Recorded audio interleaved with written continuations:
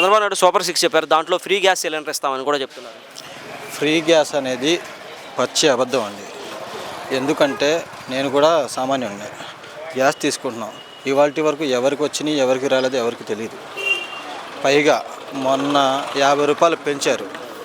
ఉచిత గ్యాస్ పథకం అంటే ఏంటండి? కేంద్ర ప్రభుత్వం ద్వారా మీరు కలుపుకొని ఇవ్వాల్సింది ఉచిత గ్యాస్ పథకం.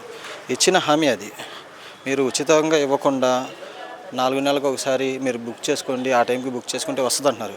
కానీ మేము కూడా బుక్ చేస్తున్నాం, రావట్లా. పైగా 50 రూపాయలు పెంచారు.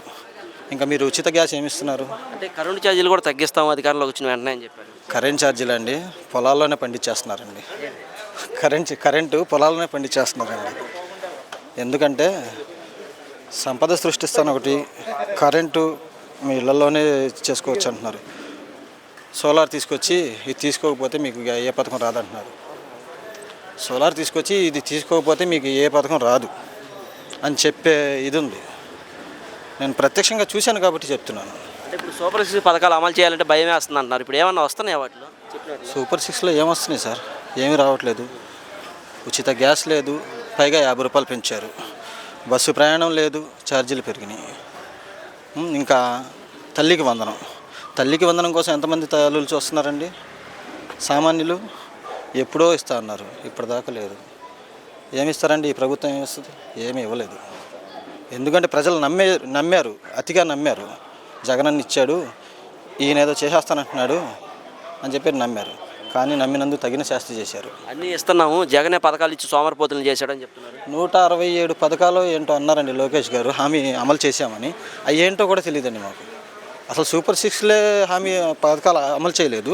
167 హామీలు పథకాలు అమలు చేసామని చెప్పేసి టీవీలో చెప్పుకుంటే అయిపోయిందండి.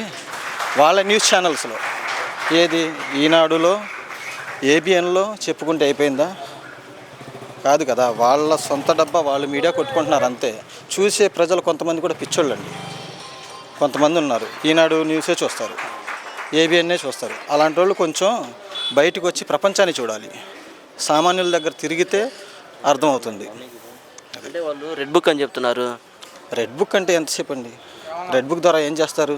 ఇలా ప్రశ్నిస్తే ప్రజలు ప్రశ్నించినందుకు మీరు కక్ష తీర్చుకుంటారా?